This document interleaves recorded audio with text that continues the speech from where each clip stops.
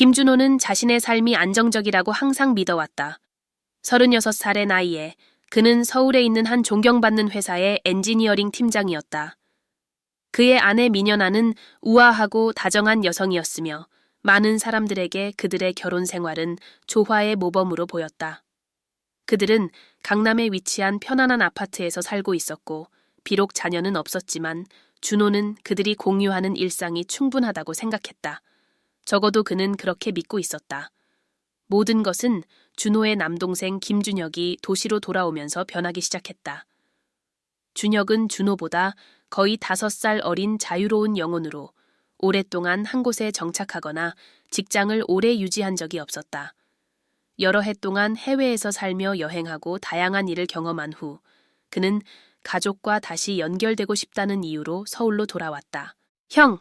준혁은 두 팔을 벌리며 외쳤다. 오랜만이야. 정말 오랜 시간이 지난 것 같아.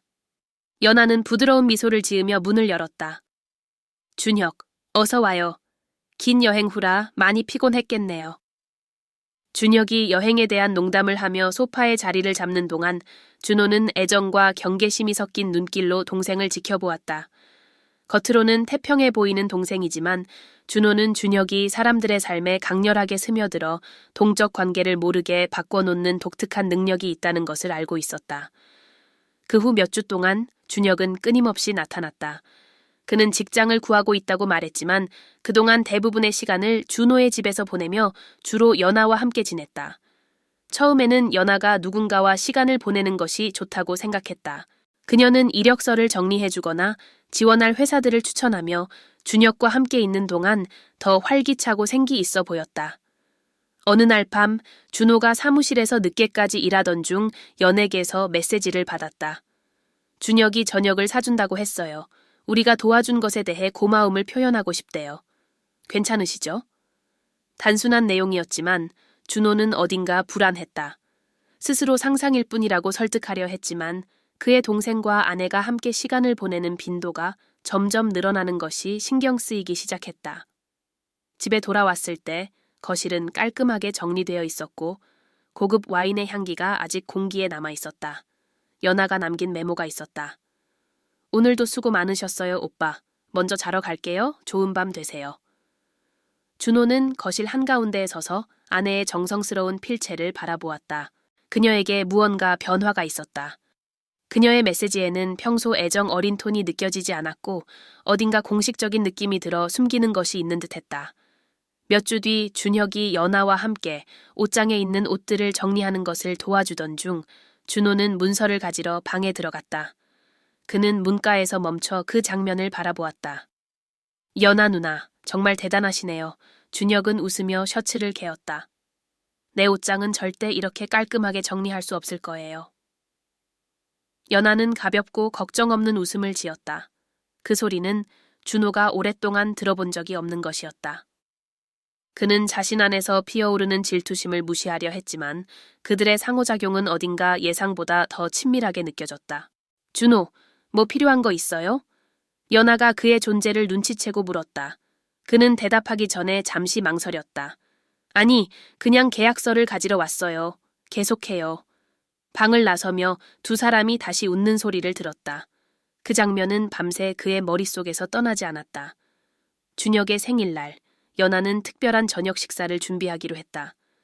그녀는 하루 종일 요리를 했고 평소에는 준호에게 이런 정성을 잘 들이지 않았기에 더 눈에 띄었다. 주중에는 대개 외식을 선호했기 때문이었다. 그날 밤 세 사람이 식탁에 앉아 있을 때 준호는 연아가 평소와 다르게 보인다는 것을 느꼈다. 그녀의 파란색 드레스는 그녀의 실루엣을 섬세하게 돋보이게 했고 그녀는 준호가 알지 못하는 향수를 뿌리고 있었다. 그 향수는 누군가를 특별히 기쁘게 하기 위해 선택된 것처럼 보였다. 형 정말 고마워요. 준혁이 잔을 들며 말했다. 제가 항상 좋은 동생은 아니었지만 다시 돌아와서 정말 좋아요. 당연하지. 우린 가족이니까. 준호가 대답했지만 그의 말은 진심보다는 기계적으로 들렸다. 두 사람이 건배를 하는 동안 준호는 연아가 준혁을 바라보는 눈빛을 보았다. 그것은 단순한 애정 이상의 것이었다. 그는 그것을 인정하고 싶지 않았지만 그 안에는 무언가 더 있었다. 늦은 밤 준호는 잠에서 깨어 연아가 침대에 없다는 것을 깨달았다. 그는 방을 나서서 차가운 바닥을 맨발로 걸으며 그녀를 찾았다. 그녀는 베란다에서 전화 통화를 하고 있었다. 응, 정말 좋았어. 나도 그래. 지금은 안 돼. 들릴 수 있어. 그녀는 준호가 있는 것을 알아채고 황급히 전화를 끊었다. 오빠 깜짝 놀랐잖아. 잠이 안 와서 바람 좀 쐬려고 나왔어. 누구랑 통화했어? 그가 무심한 척 물었다. 아무도 아니야. 그냥 친구랑. 그녀가 대답했지만 그녀의 목소리는 흔들렸다. 준호는 더 이상 묻지 않았지만 그날 밤 그는 다시 잠들기 어려웠다. 그의 머릿속에서 떠오르는 생각을 믿고 싶지 않았지만 의심은 점점 더 무시할 수 없는 것이 되어가고 있었다. 어느 날 연아는 시내에 일을 보러 나가야 한다고 말했다. 준호는 말없이 그녀를 따라가기로 결심했다. 그는 차를 안전한 거리에서 세우고 그녀가 한강 근처의 카페로 들어가는 것을 지켜보았다. 몇 분 뒤 준혁이 도착했다. 두 사람은 카페 한쪽에 눈에 띄지 않는 자리에서 마주 앉아 오래된 친구처럼 웃으며 대화를 나누었다. 준호는 그들이 서로의 곁에서 얼마나 편안해 보이는지에 가슴이 철렁 내려앉았다. 그들은 다른 사람들의 시선을 전혀 의식하지 않는 것 같았다. 그는 차 안에서 몇 시간을 그들을 지켜보며 보냈다. 그들이 함께 나왔을 때 그는 그들을 준혁의 아파트까지 따라갔다. 그곳 입구에서 연아는 준혁의 팔을 가볍게 스치듯 만졌다. 그것은 작은 제스처였지만 모든 것을 말해주고 있었다. 준호는 전날 목격한 장면들을 머릿속에서 지울 수 없었다. 연아와 준혁 사이의 공감과 연결은 그가 상상했던 것보다 훨씬 깊어 보였다. 그는 이것이 자신의 과잉 해석인지 아니면 실제로 무언가 더 있는 것인지 확신할 수 없었다. 그러나 아무것도 모른 채 기다려야 하는 불안감은 그를 안에서부터 갉아먹고 있었다. 그는 자신의 의심을 확인하거나 부인할 수 있는 확실한 증거가 필요했다. 며칠 후 연아는 시내에서 친구를 만나 업무를 처리할 예정이라고 알렸다. 준회에게는 자신의 계획을 실행하기에 완벽한 기회였다. 그는 이번에는 더욱 철저히 준비하여 주머니에 숨긴 녹음기와 사진 촬영을 위한 카메라를 준비한 채 그녀를 다시 따라갔다. 연아는 이전에 방문했던 카페 근처에 차를 주차하고 빠른 걸음으로 입구로 향했다. 준호는 몇 분 후 뒤따랐고 카페 외부에서 창가에 위치해 아무도 눈치채지 못할 곳에 자리를 잡았다. 거기에는 준혁이 편안한 미소를 띠고 앉아 있었고 연아는 그를 안았다. 그 포옹은 적절한 시간보다 약간 더 길어 보였다. 카페 안에서 두 사람은 세상과 단절된 듯 보였다. 준호는 그들의 대화를 모두 들을 수는 없었지만 그들의 대화가 단순한 친분을 넘어섰다는 것을 직감했다. 준혁의 표정은 강렬했고 그의 몸은 연아 쪽으로 기울어져 마치 그녀의 모든 말을 중요하게 여기는 듯했다. 어느 순간 그는 그녀의 손가락을 살짝 만졌다. 미묘한 접촉이었지만 그 안에는 깊은 친밀감이 담겨 있었다. 연아는 미소를 지으며 몸을 앞으로 기울였다. 그녀가 무언가를 말하자 준혁은 웃음을 터뜨렸고 이후 고개를 숙여 마치 부끄러워하는 듯했다. 그것은 연아답지 않은 행동이었다. 그녀는 항상 자신감 있고 직설적인 사람이었다. 카페에서의 만남이 끝난 후 준혁과 연아는 함께 그의 아파트로 향했다. 준호는 멀찍이 떨어진 곳에 차를 주차하고 입구를 주시했다. 건물 문이 그들 뒤로 닫히자 그는 행동에 나서기로 결심했다. 녹음기를 꺼내 그의 아파트 문 앞에 다가갔다. 그들을 바로 대면할 생각이 머릿속을 스쳤지만 그는 멈췄다. 그들이 단둘이 있을 때 무슨 일이 벌어지는지 정확히 알고 싶었다. 그는 문 옆에 자리 잡고 녹음기를 켰다. 문 너머에서는 소리가 희미하게 들렸지만 주변의 고요함 속에서 충분히 뚜렷했다. 처음에는 캐주얼한 대화 소리였다. 하지만 대화는 곧 웃음으로 바뀌었고 웃음은 길게 이어지는 침묵과 가끔 들려오는 미묘한 소리들로 대체되었다. 차로 돌아와 떨리는 손으로 녹음기를 재생했다. 처음에는 웃음소리가 들렸다. 이어지는 소리는 빠른 발소리, 아마도 다른 방으로 향하는 듯했다. 그리고 준혁의 목소리가 들렸다. 이런 기회가 다시는 없을 줄 알았어. 연아는 감정이 가득 담긴 목소리로 답했다. 너를 거부할 수 없다는 거 알잖아. 무언가 떨어지는 소리, 이어지는 억눌린 웃음소리는 준호의 심장을 미친 듯이 뛰게 만들었다. 그 후 소리는 더욱 친밀해졌다. 키스 소리, 속삭임, 그리고 낮은 신음소리가 준호의 혈액을 얼게 했다. 그는 녹음을 갑작스럽게 멈추며 더 이상 듣지 못했다. 다음 날 준호는 이번엔 반드시 그들을 대면하겠다는 결심으로 아파트로 돌아갔다. 그러나 그곳은 비어 있었다. 살짝 열린 문 사이로 보이는 광경은 그의 의심을 확신으로 바꿨다. 소파에는 연하의 스카프가 놓여 있었고 그 옆에는 반쯤 비워진 와인병과 2개의 와인잔이 있었다. 그곳은 단순히 은밀한 만남의 장소가 아니라 그들만의 세계였다는 것이 분명했다. 그 후 며칠 동안 준호는 침착함을 유지하려 애쓰며 계속해서 그녀를 관찰했다. 연하는 집을 나설 때마다 점점 더 인위적으로 들리는 변명을 했고 그때마다 준호는 그녀를 따라갔다. 그리고 매번 그는 그녀의 행동을 목격하며 그의 신뢰가 무너지는 것을 느꼈다.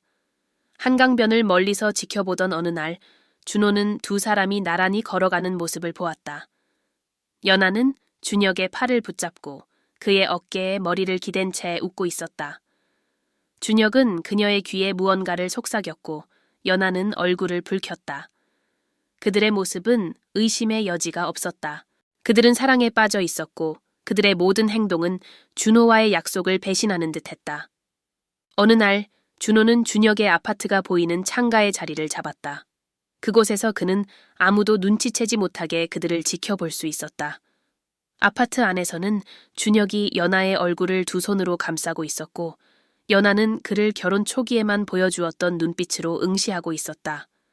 그들은 부드럽게 키스하기 시작하더니 곧 열정적으로 바뀌었다. 연하는 준혁의 목을 끌어당겼고 준혁은 그녀의 허리를 붙잡고 살짝 들어 올려 소파로 데려갔다.